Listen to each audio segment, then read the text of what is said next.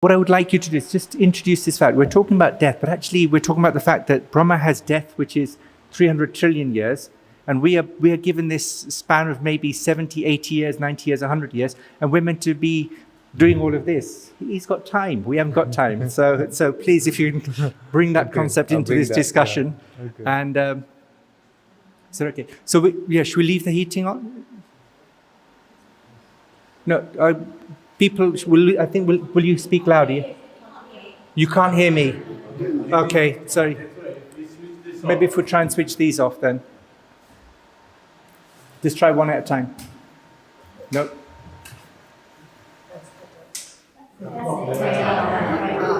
Man, should I say all that again? Okay. If you're cold, there's lots of tea to warm yourself, so please feel free to get some tea to warm yourselves up if you're feeling cold. So because there's some newcomers, I'll just quickly introduce again Kunal Kotecha. So Kunal is somebody that goes to the manor. He gives his time up free of charge. He's a chartered accountant. He's also a counsellor. But he's been sharing these stories and his insights for several chapters. And I'm going to leave you with Kunal. It's all very informal, so I'll let you sit here. Thank you. And okay, can I borrow your Gita again?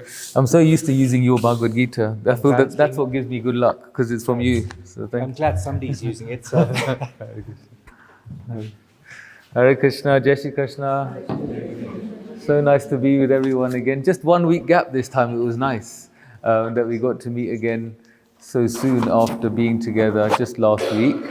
So we discussed text 1 to 16 from chapter 8 last week. So we'll continue with the Bhagavad Gita chapter 8 from text number 17 till the end, which is text number 28.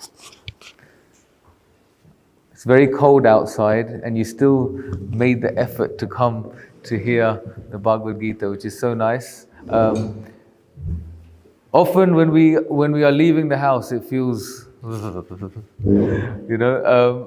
to actually, for me, it's like I have to be here because my name's down and I got to come. But for all of you, it's optional. Even till the last minute, you could have been, it's too cold, I'll just stay home. But Krishna sees that endeavor. Krishna sees that effort and that endeavor, and that's then the reciprocation within the heart takes place. So just by making this little endeavor of coming to hear about Krishna, the reciprocation is starting to take place, and the relationship with Krishna is forming a deeper and deeper connection. So before we start the discussion for today, we'll do our usual prayers, the Mangalacharan prayers, so that we can invoke some transcendental atmosphere, so that the sound vibration can transform whatever consciousness we may be in right now to a more spiritual state.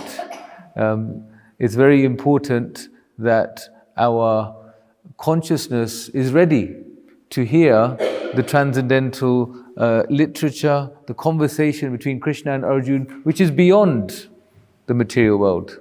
Those of us that read the text for today, we're seeing, there's the material world, there's the spiritual world. This text, this conversation is coming from Krishna, and Krishna is fully spiritual. And because he's fully spiritual, that means his teachings take a deep place within our heart when we are absorbed in a spiritual consciousness, a spiritual frame of mind. If we know the words, please do chant along. If not, please just pay attention to the transcendental sound vibration and allow our consciousness, allow Radha and Krishna to enter within the heart. Allow Sitaram to enter within the heart. Just allow all the problems we have, the millions of problems we have, just to be parked aside while we are together. Om Gyantimirandasya Gyananjana Shalakaya Chakshurun Militam Yena Tasmai Shri Guruve Namaha Shri Chaitanya Manobishtam Stapitam Yena Bhutale Swayam Rupa Kadamayam Dadati Swapadantikam Vandeham Shri Guru Shri Yuta Padakamalam Shri Gurun Vaishnavamscha Shri Rupam Sagrajatam Sahagana Raghunatanvitam Tam Sajivam Sadvaitam Savadutam Parijana Sahitam Krishna Chaitanya Devam Shri Radha Krishna Padan Sahagana Lalita Shri Vishakhanvitamscha He Krishna Karuna Sindhu Dina Bandhu Jagatpate Gopesha Gopika Kanta Radha Kanta Namostute Tapta Kanchana Gaurangi Radhe Vrindavaneshwari Vrishabhanu Sute Devi Pranamami Hari Priye Vanchakalpatarubhyascha Kripa Sindhubhya Evacha Patitanam Pavanebhyo Vaishnavebhyo Namo Namaha Shri Krishna Chaitanya Prabhu Nityananda Shri Advaita Gadadhar Shri Vasari Gaura Bhakta Vrinda Hare Krishna Krishna Krishna Hare Hare Hare Rama Rama Rama Hare Hare Hare Krishna Krishna Krishna Hare Hare Hare Rama Rama Rama Hare Hare. One more nice and loud. Hare Krishna Krishna Krishna Hare Hare Hare Rama Rama Rama Hare Hare. Thank you. So in chapter 8, Krishna and Arjun are having a conversation about death. Some would call that morbid. What do we call that here? Stop being so morbid. Because when we talk about death in the material world, we're talking about something that we don't want to talk about. Not right now. Not right now. You know, if we mention the word death, someone will stop being so stupid. You know, stop being so silly, as if you're going to die. And I'm thinking, well, stop being so silly, as if we're not going to die. Because that's the truth. That's the truth. And why do we see death? Why do we see death as something not to talk about, something that is a difficult conversation? Ultimately, it's because we have this yataste bhayam utitam. Vasudeva is saying to Kamsa that don't let this fear overtake you. Because Vasudeva is trying to tell Kamsa to calm down. Kamsa is saying, I'm going to kill Devaki right now. Because he heard the voice. He heard the voice saying, just as soon as Devaki and Vasudeva got married, as soon as Devaki and Vasudeva got married, what happened? The voice from above came and said, the eighth son, the eighth child of your sister, the eighth child of your sister is going to kill you. So Kamsa thought, okay, that can't happen. Let me just kill Devaki right now, and that cannot happen.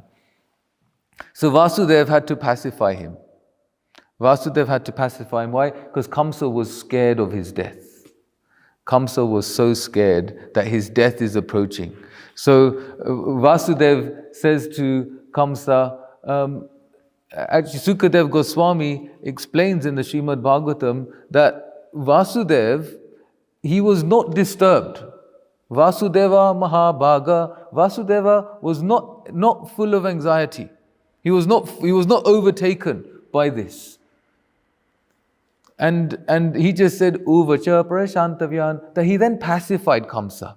He pacified Kamsa. He said, and he pacified him in such a way that he had a smile on his face while talking to Kamsa. So he's about to kill Devaki. He's just ready. He's ready to just take the sword and kill her.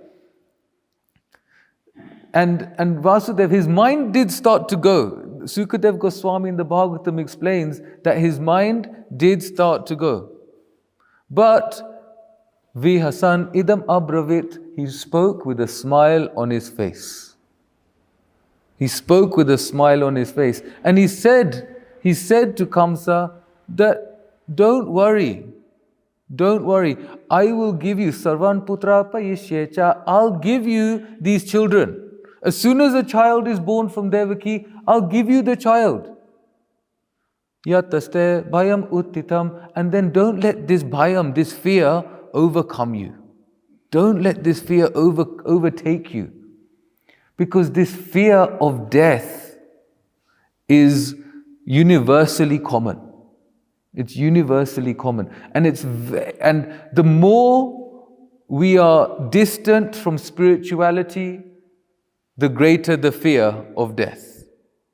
And the more connected we are with spirituality, the more engaged we are with the reality of death. It's just, okay, a stepping stone to my new chapter. One chapter closes, another chapter opens. Today I was walking. On my lunch break, I normally just go for a little walk, and I chant while I'm walking, and I just went for a walk around London, and I was just thinking, why is it that I'm scared? What is it that I'm going to miss? Am I going to miss that Costa over there? Who's going to remember me? Will that person over there who's riding his bike remember me? No one. It's just we're walking through life. We're seeing life. We're going through the shops. What is it that I'm so attached to? What is it that I'm holding on to that I fear it? That the fear is still inside me. But when we hear from Krishna in this conversation, what is it that we fear? We fear what Arjun is fearing. And what is Arjun fearing? That how will I enjoy this kingdom if everyone who I'm meant to enjoy with will die? So our greatest attachment is usually our near and dear ones. That's where the attachment is very, very strong. That's where we start to feel, I'm not quite ready yet. I'm not quite ready yet. So Krishna, in text 17, he talks about, he kind of, if we think about what happened at the end of last week, he spoke about Punarjanma Navidyate. He spoke about one who reaches my abode, Punarjanma Navidyate, never has to take birth again. So at the end of 16, he says, he doesn't have to come back. So Arjun is now understanding, okay, if I get there, if I get to the spiritual world, I'm set. And that's the truth. Once we're there, we don't come back. That's the guarantee. Krishna gives us the guarantee. So if he's given us the guarantee, we can be rest assured that that's fact. This is fact.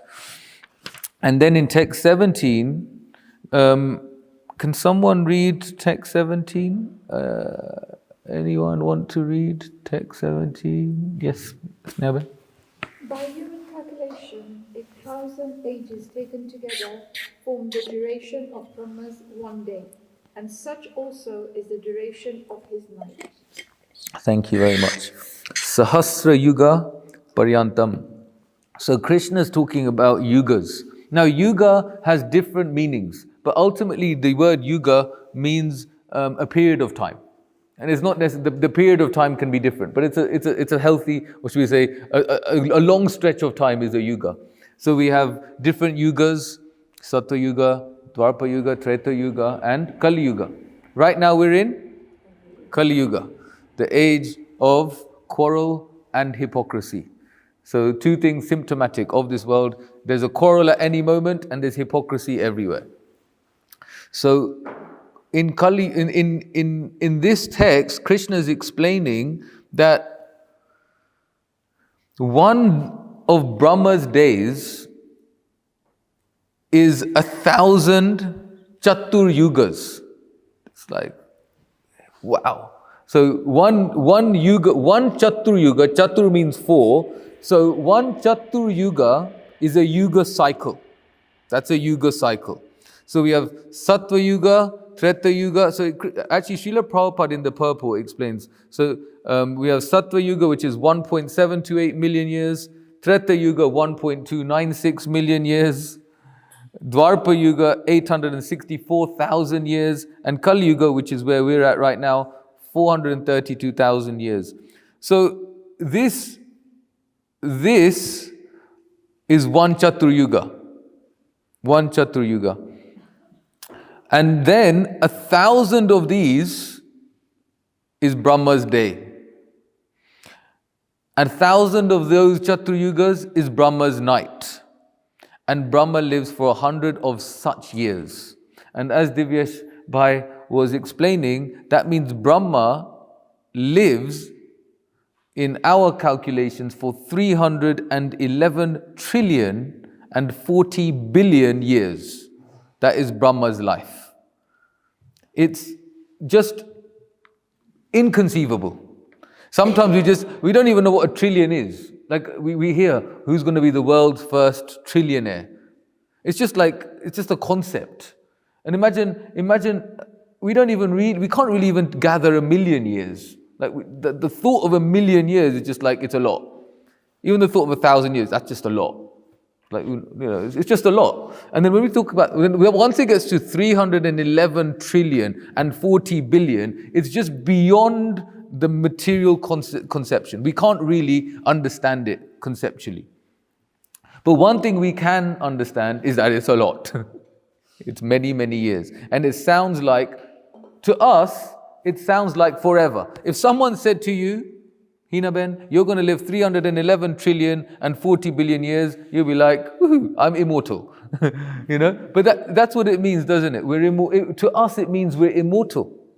Because that's forever. And what's explained, Srila Prabhupada explains in his purport, that in comparison to eternality, which is the place of the spiritual world, those 311 trillion and 40 billion years is nothing but a lightning flash. Or is just like a bubble in the Atlantic Ocean. Up and down, boop, gone. And that's 311 trillion, 40 billion years. How many years are we here? Very short number of years compared to that 311 trillion. And if 311 trillion years is nothing but a lightning flash, what is our insignificant stay in this body, in this world? Once one of Srila Prabhupada's devotees, his name is Tamal Krishna, Swami, he approached Srila Prabhupada, and Prabhupada wanted to teach him something. And he was talking about the universes. And out of all the universes, we're in one universe. And this universe is said to be just like, we have mustard seeds, rye, that we use for cooking. I don't really use it much, but I can see that it's there in the little jar. It's said that this universe is just one in a jar of mustard seeds. We think this universe is so big, but this universe in reflection of all the universes is just one of millions and millions of universes. And within this universe, there are many, many, many, many planets. Srila Prabhupada saying to Tamal Krishna. And out of all these planets, there is the Earth planet. And in this Earth planet, there's so many continents and countries. And in all these countries, there is the United States of America. And in all of these countries, and in this country, there is so many cities. And we are in Los Angeles. We are on this particular street. And we have one Tamal Krishna who thinks he is very important. So what Srila Prabhupada was trying to teach, not just him, actually he was in one sense using Tamal Krishna Swami to actually teach all of us, is that we think we are so important. But in the grand scheme of things, if you think about eternality, you think about these 311 trillion years that Brahma is going to live, Our stay here is insignificant, which means our problems here are also insignificant in the grand scheme of things.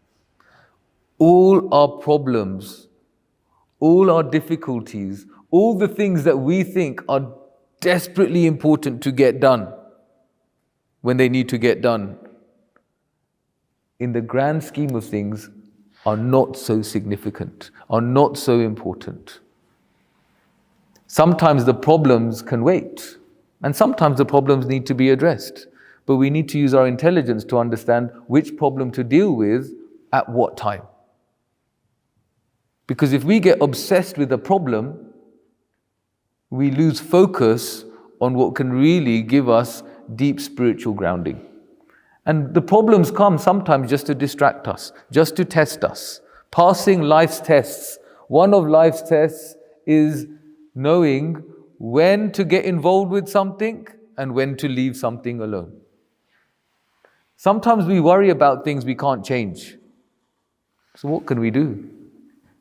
What can we do? Is it worth using our mental energy over things we cannot change? If we can make a difference, then yes, we should use our capacity to make a difference. So Krishna is saying to Arjuna, everything going on here is insignificant. Come back, he said in text 16, come to me and you don't have to come back here. What's going on down here is quite insignificant in the grand scheme of things, because in the spiritual world, there's no such thing as time. Or should we say time? There is time in the spiritual world, but time doesn't bind us. Devaki says to Krishna, we mentioned last week, Yoyam kalastasya nevaktyavyakta bandho, that this time is what binds the material world. But you, Krishna, are the master of time. You are the controller of time. You're the one that is in charge of the concept of time. So in the spiritual world, time doesn't bind us. The only reason there is time, when we say time, there is morning and there is afternoon and there is night. The only reason there is morning, afternoon and night in the spiritual world is to facilitate the pastimes of the Lord. Just to facilitate the pastime. Krishna wakes up, he goes to tend to the cows, he goes and plays in the forest, he hangs out with his friends, he goes and hangs out with the gopis, he's with Srimati Radharani, he goes to Mother Yashoda, he has dinner. He does all these different things at different times. But time doesn't bind us. Why? How can you tell? Because Krishna is said to be ever youthful, Yovanam. He's always youthful. He's always youthful. He's always like a 16-year-old. He's always like a 16-year-old. At the time of this battle, Krishna's already a grandfather. But we always see Krishna. We never see Krishna looking like an old man, because he's ever youthful. So in the spiritual world, we are ever youthful. That's one of the amazing things that we can grasp. We won't get old there. We'll never get old. I'll have my hair. There's all these things that we are attached to in terms of our youth. Don't we just look back? When you know you're getting old, when you start talking about your youth, and I'm like, oh my God, I sound like how my dad sounded when I was young. So it's quite interesting. And now I'm teaching. And it's interesting because I teach accounting, and when I first started to teach, I was like 29. So I was nearly the same age. I was just a few years older than the students I was teaching, because they're around 22, 23, or maybe just 20, around, they finish university and they start their accounting qualifications. So I'm still teaching them even up to the age, maybe they're 24, 25. And so I was close to their age, and I related to them like that. And now I'm seeing that they're 22, 23, but now I'm in my 40s. It's different. And of course, when I'm speaking with them, sometimes I'm speaking about, oh right, Euro 96. And they're like, oh, we weren't born then. Like, oh wow. And it was like such a good time to be alive. So all these concepts of time that we have, and we remember our youthful energy. We remember the joy of our youth sometimes. That is not lost in the spiritual world because we are ever youthful. Why? Because we get a spiritual body. Krishna's body is Satchit Ananda Vigraha. It's full of youth, full of energy, full of eternality, full of cognizance. So this youth will always stay with us. So then Krishna goes on to explain what things are like in the material world. He says in text 18 that at the beginning of Brahma's days, all living entities become manifest from the unmanifest, and thereafter when night falls, they are merged into the unmanifest again. So when Brahma's day comes, all of us come along. When Brahma's night comes along, when Brahma goes to sleep, all of us, all the souls that are in this material universe, they also become unmanifest until Brahma wakes up again. Like that. June, just don't stay in this rut of material life. Because you stay here, and we can stay here for millions of years. Life after life after life after life. We can just take birth, die. It just goes on and on and on and on and on. We can just do that. And Krishna is encouraging Arjuna, get out of this. Get out of this. Text 19, again and again when Brahma's day arrives, all living entities come into being. And with the arrival of Brahma's night, they are helplessly annihilated, as we just explained. So in text 20, this is when Krishna starts to remind Arjuna again. Okay, so he's telling him in text 16, come back to the spiritual world. You won't have to come back to the material world. Text 17, 18, 19, because in the material world, you're bound by time. And if you stay here, you can be staying here for millions of years. Millions of years. You can become manifest, unmanifest. You can be here for all of Brahma's day, become unmanifest for all of Brahma's night, and when Brahma wakes up, you have to be back here again. Life after life after life. So he's saying to Krishna, Krishna is saying to Arjuna, let's get out of this. So in text 21, can anyone read the English for the text number 21, please? Can anyone volunteer? Yes, Prabhuji. That which the Vedantists describe as unmanifest and infallible, that which is known as the supreme destination, that place from which, having attained it, one never returns, that is my supreme abode. Thank you very much. The place where you attain it, one never returns. Tad Dhamma Paramam Mama. My spiritual abode, my supreme abode. So it's unmanifest, it's unfallible. That means that the spiritual world is eternal. There was no beginning. There was no creation of it. It was always there. The spiritual world was always there. Krishna was always there. And then in text 22, Krishna talks about himself in the third person. So sometimes he talks about himself in the first person, I, me, and sometimes, which he just did. In text 21, which we just read, he just said, Tad Dhamma Paramam Mama. Mama means my supreme abode. He's telling Arjuna it's mine. And then in the next text, he's talking in the third person. He says, the supreme personality of Godhead, who is greater than all, is attainable by unalloyed devotion. Unalloyed devotion. What does unalloyed mean? Untainted. Untainted, thank you, Vipin Bhai. Untainted. It means that there's no other agenda. Unalloyed devotion. The only agenda is to please Krishna. It's just that's all we want. Just to please Him, for Him. I want to serve you because you are you.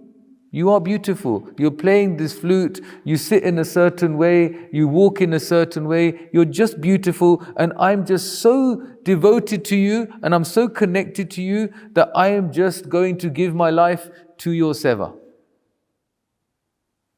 Jivar Swarupoy Krishner Nitya Das. Jivar Swarupoy, the constitutional position, or should we say, the constitutional situation for a jiva, for a living entity, for all of us, Krishner Nitya Das, is to be the servant of the Lord.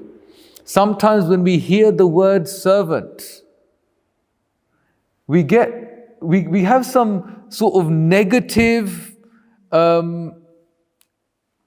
connection with that word, isn't it? Like, why do I want to be a servant? I've spent my whole life trying not to be a servant, and now you're saying the goal of life is to be a servant. It seems a little like, is that going the wrong direction? I mean, are we being a bit pessimistic with our ambitions in life? We want to be a servant. Why would you want to serve? Why do you want to be a servant? Why can't we just be the one that is served? Because that's what we've been working so hard for in this material world, that others serve us. But Krishna is saying that the constitutional position is to be the servant of the Lord. Why? Because we are ultimately serving anyway. We are always serving anyway. We're always serving. Even if we have I can give you an example. Does anyone have a dog? Anyone have a pet dog? Yeah, we got a dog. Some of us have dogs. Yeah. So you have a dog, right? So when you walk your dog, in one sense, your dog listens to you, right? Your dog listens to you. You say sit, the dog will sit. You say stand, and we like that. In one sense, we've got in one sense, the dog is our servant. In one sense, because the dog's listening to us. But at the same time, you got to serve the dog, because you got to walk the dog. Every day you got to go for a walk, you got to walk the dog, you got to serve the dog. So the point is, whatever we have in our life, what do you say? The dog is having the best life. Yeah. When he's cleaning the garden. When he's cleaning. Yeah, you got to get the bag. You see, to get the bag, and so ultimately, we are going to be a servant anyway. We're going to be a servant anyway. You have a child. It's like you don't know how much you turn into a servant till you have a kid. It's like, oh my God. Isn't it? It's like, what happened there? What happened there? Like everything was like, it's like leaving the house became such a thing. It's like takes half an hour to leave the house. Where's your shoes? Where's your this? Where's your that? And he's like, let's have a cry. I don't want to go. Like, you don't have a choice. I don't want to go. It's like all this stuff goes on, just leaving a house. It becomes so interesting. And when you have a child, when you have a pet, whatever, you realize actually that we're a servant and we've got to serve the child. When we get married, you think, oh, when I get married, she'll cook for me, she'll clean for me, I used to make when I was younger, I would always joke that I just need to be a good manager. And I used to say this to my mom. Mom, I just need to be a good manager. I just need to manage the transition from mom to wife. I used to say that. It was a very youthful joke when I was very, very young. And then anyway, we grow up and we realize it's very different. You can't just leave your socks and someone will pick them up. You've got to pick yours and hers up. So we realize actually when we get married, we're also going to be in the mood of a servant. And actually, when we accept the mood of being the servant, we can actually find ourselves happy. We can actually find ourselves happy when we accept that we need to serve. We only become miserable when we are not wanting to be the servant and having to serve anyway. That's when the inner conflict, the inner difficulties take place. But if we're in the mood of being the servant, it's actually all right. It's actually, life is okay because we're just in that mood. When we're not in that mood, when we're not in that consciousness, we start to fight ourselves. And so Krishna's saying, you're going to be a servant anyway. Why? Because that's your constitutional position. We're all servants. And he's saying, serve me. Because if you serve me, you'll be really happy. That's what's going to make you profoundly happy. Not just happy, you will experience ananda. Ananda means bliss. So not just happiness, we're going to experience something beyond happiness. Beyond sukha. Sukha means being happy. But the thing with sukh is dukh comes along. But when we have ananda, when we have bliss, whatever comes with that, whatever the world throws at us, we are on another platform. When we're on the spiritual platform, the difficulties can come, they can go, but we can remain transcendental to it. Out of all the different oceans, the Pacific Ocean is said to be the calmest ocean. Out of all the different oceans, that's said to be the calmest ocean. Does anyone know why? Sorry? It's vast, yep. It's vast. Thank you, Himanshu Prabhu. It's vast in the sense that it is the deepest ocean. It's a very deep ocean. And because of how deep it is, it is the calmest ocean. So if we want to be calm amongst the difficulties of our life, of the tribulations of life, we need to go very, very deep. We need to go very, very deep into our core essence, into our spiritual identity. What is our spiritual identity? Jiva Swarupoy, Krishnera Nitya Das. Krishna, Nitya means eternal. Yeah, forever, eternal. Krishna means Krishna. Krishna actually means the all-attractive Supreme Lord. So, being the servant, Das, being the servant, the eternal servant of the all-attractive Lord. That's our inner spiritual identity. And the more we are identifying with our inner core, with our real identity, with who we really are, to that degree we experience spiritual bliss. We experience spiritual life. We experience Krishna. We experience Krishna because the more connected we are to Him, the more we experience Him. So we can only understand transcendental subject matters, we can only understand spiritual subject matters with the heart. It's not an academic thing. Many scholars have studied the Bhagavad Gita, but that doesn't necessarily mean that they're understanding Krishna. And many, like we spoke about the illiterate Brahmana last week, he wasn't a scholar, but he understood the essence.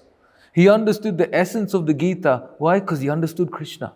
Why? Because he understood with his heart. Bhaktya mam abhijanati. You can know me through bhakti, through devotion. He says in the 18th chapter, Krishna tells Arjuna, Bhaktya mam abhijanati. You will know me through devotion. We will understand Krishna through devotion. With these mundane senses, Atashi Krishna namadi, na bhaved griham indriye. With our material senses, Atashi Krishna namadi, we won't understand Him. We won't understand Krishna. But seven mukhi jivado swayam eva spuratyada. When our consciousness becomes spiritualized, then we begin to understand the transcendental subject matter. How does our consciousness become spiritualized?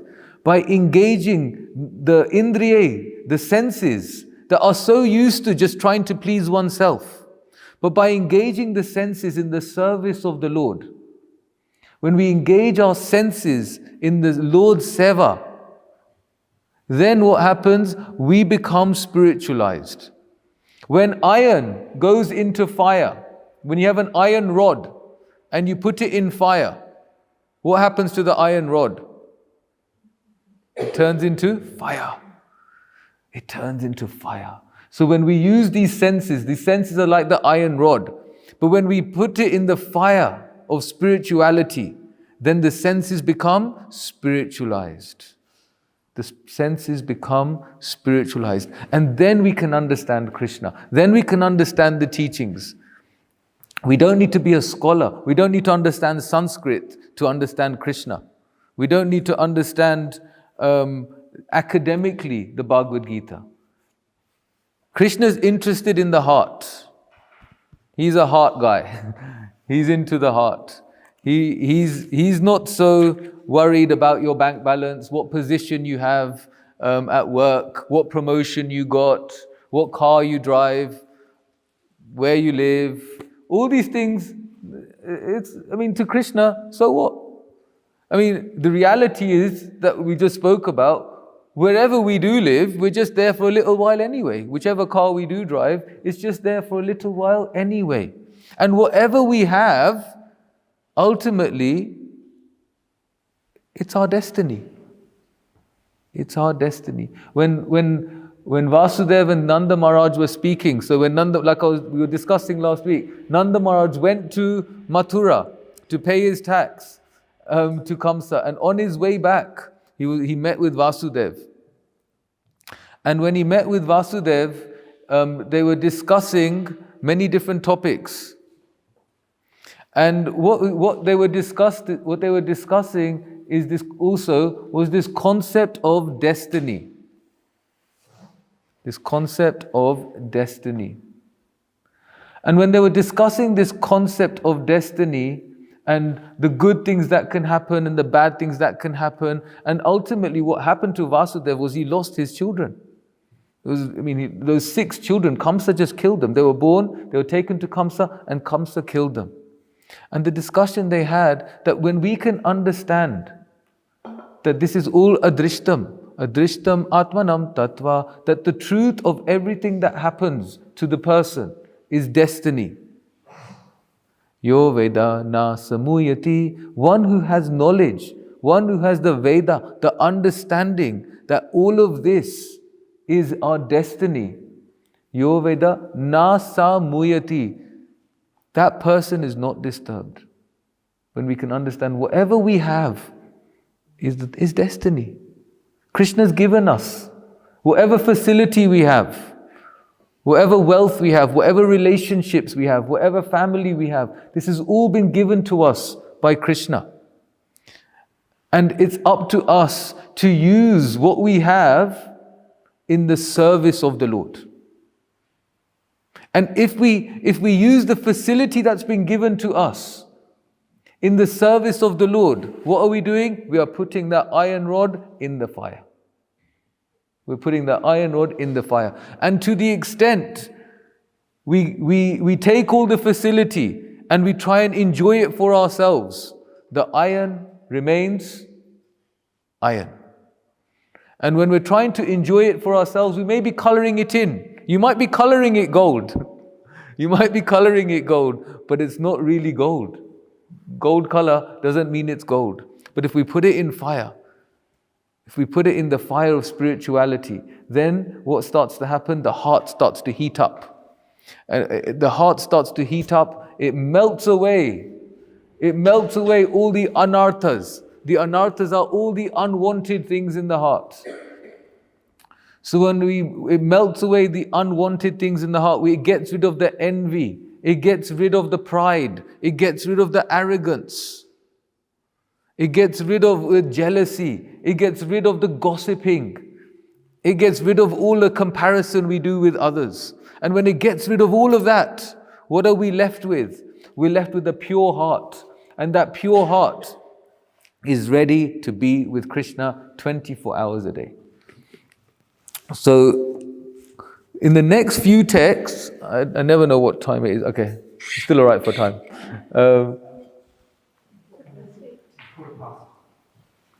Okay, so we're doing okay. Okay. Brahma's 10 minutes. Okay.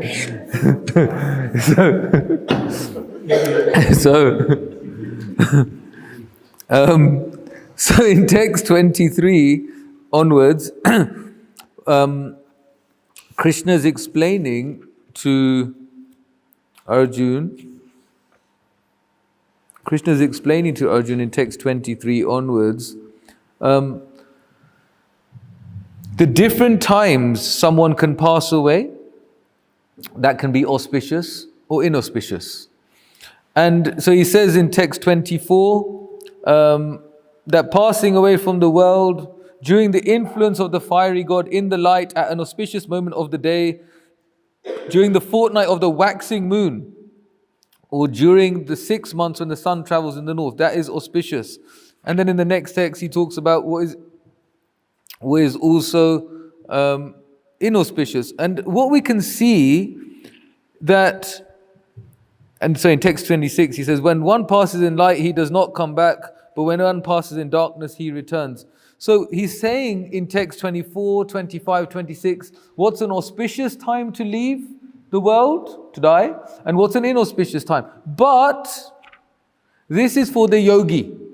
He makes it clear in text 24, this is for the yogi. In text 23, the yogi, the one who is practicing meditation in the forest. He's not speaking about us. The one, and what is he encouraging us to do? Which type of yoga? Bhakti yoga. He's encouraging us to do bhakti yoga. Why? Because when we are encouraged to practice bhakti yoga, then it's not so important where you die, what time you die, as long as you are in smaran of Krishna, in remembrance of the Lord. That's all it needs, that's all that needs to happen. And he says this in 27. Although the devotees know these two parts, O Arjun, they are never bewildered. Therefore, be always fixed in devotion. He's saying, as long as you are fixed in devotion, it doesn't matter. You can die here, you can die there. If you are fixed in devotion, you'll come back to me, which he said at the beginning of the chapter. If we just flick back to text 5,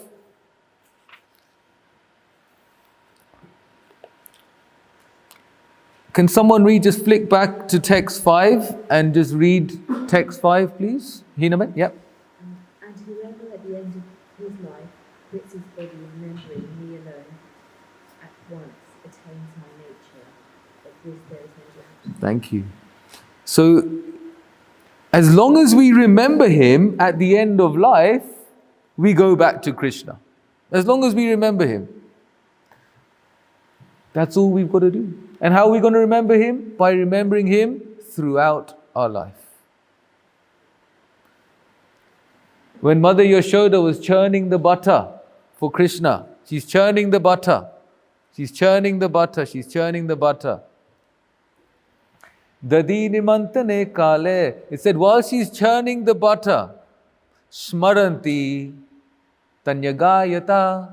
That Mother Yashoda, while she's churning the butter, smaranti, she's remembering Krishna, tanyagayata, and singing songs about him. Last week we spoke about Mama Nushmaram Yudhya Cha. He's saying to Arjun, remember me and fight. Why remember me and fight? Because Arjun's duty was to fight. So for Arjun, he's saying, remember me and fight. Because his duty was to fight, so while you're fighting, remember me. For Mother Yashoda, she's churning the butter. And Shukadev Goswami in the Bhagavatam is explaining, Dadi nimantane kale, Dadi, the yogurt that she's churning. While she's churning the yogurt, smaranti, she's remembering him. Tanyagayata, and she's just singing songs about Krishna. So, whether you're churning butter, whether you're fighting in a war, just remember Krishna. And if we remember Krishna throughout our life, it's only natural we will remember him at the end. At the end of life, we remember what we take shelter of the most. Whatever we take shelter of the most is what we will remember right at the end. So if we take shelter of our own intelligence, then you're just going to think of yourself at the end and your own attachments. But if we are taking shelter of Krishna, if we take shelter of Krishna throughout our life, what does that mean? That means when life is tough,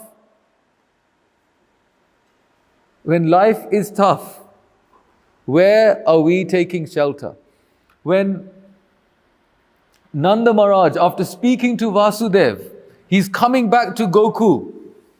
Because Vasudev says to him, Be warned, Kamsa, he's going to try and do stuff.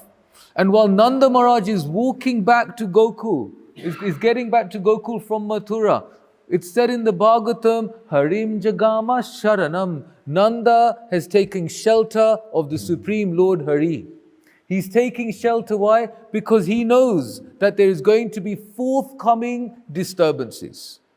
So as soon as Nanda Maharaj knew that there's going to be some problems coming up, he took shelter of the Lord. He automatically, that became where he took shelter. That became what he wanted to do next. Harim Jagama Sharanam. Let me take Sharanam. Let me take shelter in Hari. Let me take shelter in the Lord, because what's about to happen is going to be disturbing. And as soon as he gets back, what happens? He finds out Putana came. Putana came and tried to poison Krishna. How amazing is Krishna? Putana came to poison Krishna. Krishna knows. So what did he do? He killed her. She offered him milk. She, as a nursing mother, she offered him milk, and then Krishna sucked her life air and she died. What was Putana's destination? She went to the spiritual world and became one of Krishna's mothers.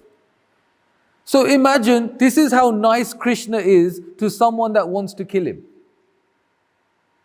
That's Krishna. He saw the good. He saw the good. Oh, she wanted to feed me. Forget the fact she was trying to poison me. He saw the good. She was trying to feed me. With us, we're the opposite. Someone does 99% good, but we remember the 1% they did wrong. And we make that 1% into 100%, and the 99% someone does good, we turn that into 0. That's called Kali Yuga. This is what we do in this age. This is what we do here in Kali Yuga. But Krishna's not like that. Krishna's the exact opposite. Hey, right? 5 minutes. Okay. So in Kali Yuga, this is our misfortune. Actually, it's a misfortune. It's our bad luck. Our bad luck is we're living here at a time when the world is in a precarious situation. At any moment, things can be different. It's like we worry. You read the news and you're like, uh-oh, UK are sending missiles, uh-oh, hope this doesn't turn into something, uh-oh, something's starting here, hope this doesn't turn into something. We're just always worried. Because Kali Yuga is full of conflict. Full of conflict. Wherever you see that there's conflict everywhere, there's difficulty everywhere, there's crime everywhere. Just today, I was teaching in London, and while I was teaching my accounting students, one student just said, "This guy's stealing this bike," and he's just looking out the window. And literally what happened, some guy, he just had a saw, he cut the chain, and within a minute, he just stole a bike, and we're just looking out the window. And I was banging the window thinking if I bang the window, then this guy would stop. And one of the students was recording him. So I'm banging the window, and this guy, he just takes the bike, he looks at me and he goes, like literally just go away, and he just rode off. One of the students, luckily, I don't know luckily, but he videoed him. So then he wrote a note where the lock is. Now, so some poor guy is going to come back to his bike. There's no bike there. There's just a broken lock. So one of the students in my class wrote a note that, hey, we witnessed someone stealing your bike. We have a video. Here's my phone number. So we told him so he wrote a note, and let's see what happens if they get in touch with him. But this is the world we live in. This is the world we live in. Nothing is safe. Padam yavi padam. At every step, there is danger. In this material world, at every step there is danger. So Krishna is inviting us to go back to the spiritual world. Krishna's inviting world is like touchstone. Chintamani prakarusadma shakalpa vriksha. That every tree is a desire tree. You hug a tree in the spiritual world, you tell the tree your desire, and you get it. Laksha vriteshu surabir abhipalayantam. that the cows are Surabhi cows. They are giving unending milk. Beautiful milk they are giving, tasty milk. The milk that Krishna is stealing from everyone because it's so tasty. Lakshmi Sahasra Satasambrama Sevya Manam. That in the spiritual world, Krishna has hundreds and thousands of Lakshmis that are trying to serve, that are serving him. Krishna doesn't need our seva. He doesn't need our service. He's alright. He's got hundreds and thousands of Lakshmi Devi serving him. Lakshmi Sahasra Satasambrama Sevya Manam. They're all serving him. He doesn't need us to serve him. Everyone's serving him. He's telling us to serve him because it's good for us. He'll be alright. He's fine. But it's good for us to serve him. So he's telling us. Why? Because that's our constitutional position. So it's good for us to serve him. Whether we serve him or not, he's having a good time. Govindamadi Purusham Tamaham Bhajami. So this is Lord Brahma's prayers. This is one of Lord Brahma's prayers. And he's saying, Govinda, you are the primeval Lord, the Supreme Lord who is worshipped in the spiritual world. You're having a good time. You're tending the cows. So the spiritual world is full of devotees, it's full of cows, it's full of peacocks. Everyone's having a nice time. Everyone's loving each other. And Krishna's inviting us. Why don't you just take this one life and go back there? My Guru Maharaj was initiated by Srila Prabhupada. Srila Prabhupada, who wrote this wonderful book and did so many wonderful things to spread Krishna consciousness around the world. And one thing Srila Prabhupada said to my Gurudev was, you have given so many lives to the material world. Just give this one life to Krishna. Just this one life. Give this one life to Krishna and just see how it goes. So we can also try, it's like an experiment. Even if we believe or not believe that we've had many lives, even if we just think of our life up to this point, we've given so many years chasing material dreams. And some of them turned into nightmares. We've spent so many years. So how about for the years that we have left, we give the rest of this life to Krishna and just treat it like an experiment and just see how the experiment goes. Treat it like a scientific experiment. When you think about a scientific experiment, it's apparatus, method, results, and conclusion. So apparatus, you're chanting beads.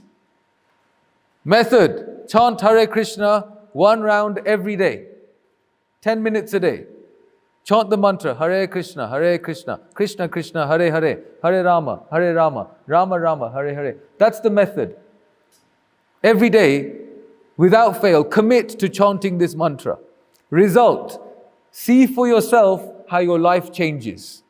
Just see for yourself. No one can tell you this will happen to your life, but just see for yourself how your life changes.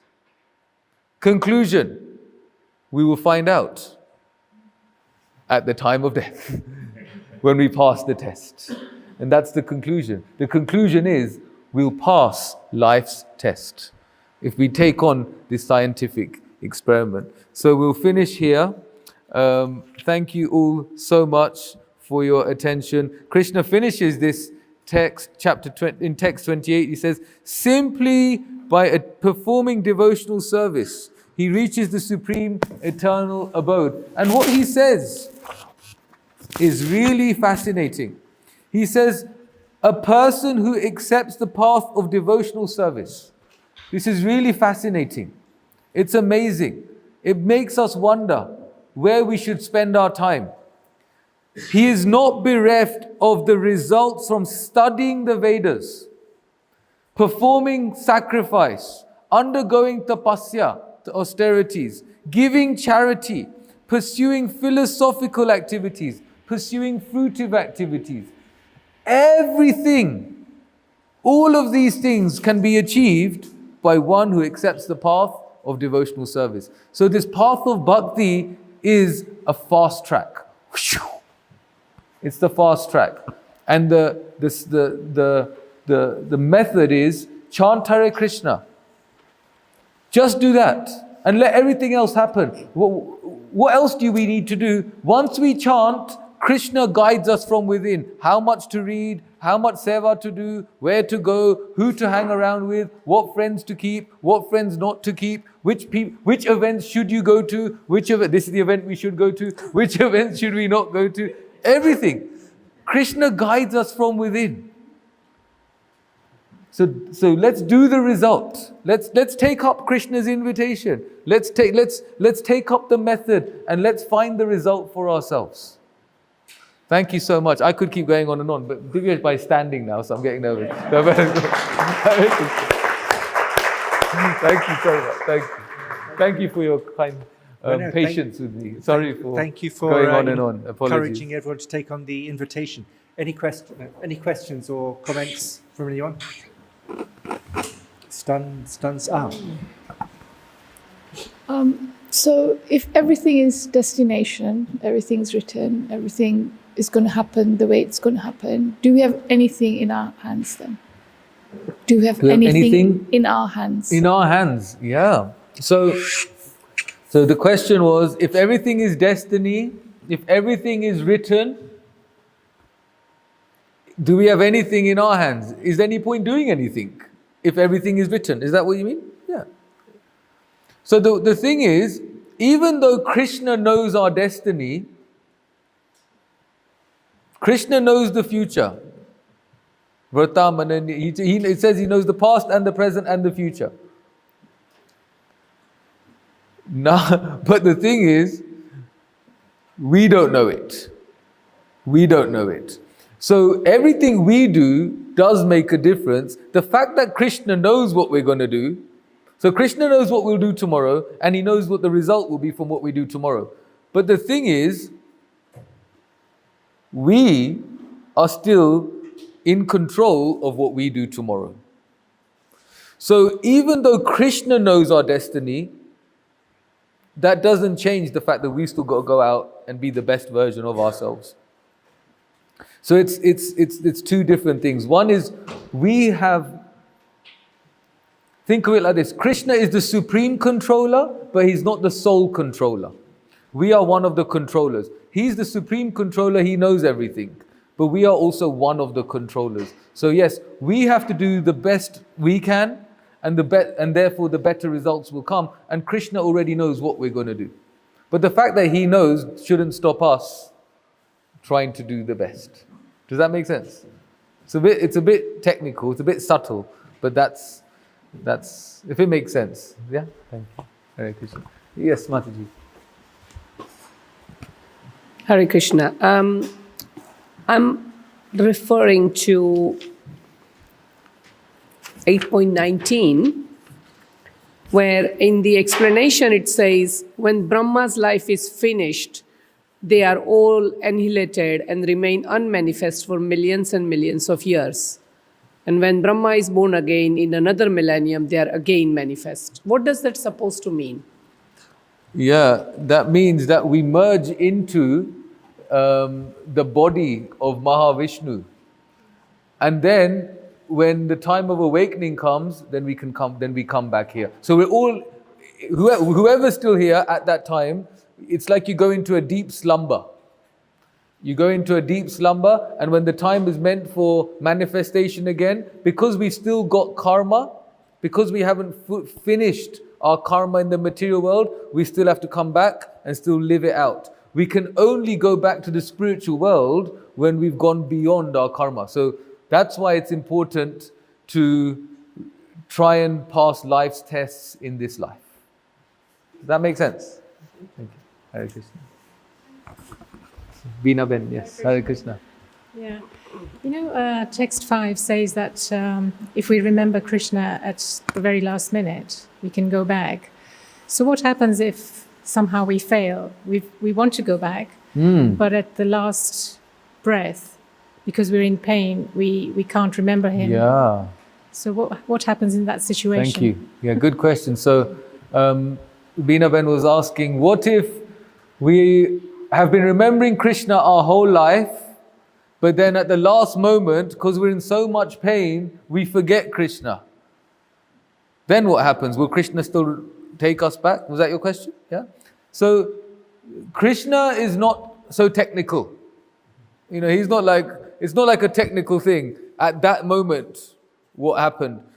It said that Krishna says that one who doesn't remember me, my devotee, if he cannot remember me at the time of death, I will remember my devotee.